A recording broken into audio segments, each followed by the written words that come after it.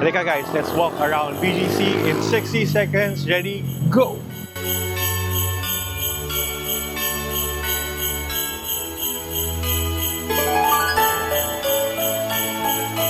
Ayan guys, ito yung may pinakamadaming mga tao. Kasi andito tayo sa may gitna ng Christmas tree.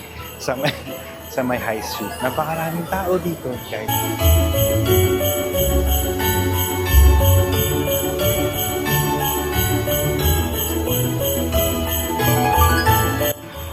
So ayan sa likod natin yung 4th Street. Ito yung area na by next year, i-demolish na nila.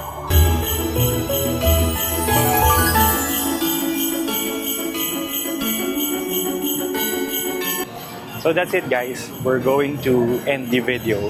I-end ko na dito yung video kasi kailangan ko na pumunta at bumalik sa aking kotse. Alright? See you and Merry Christmas!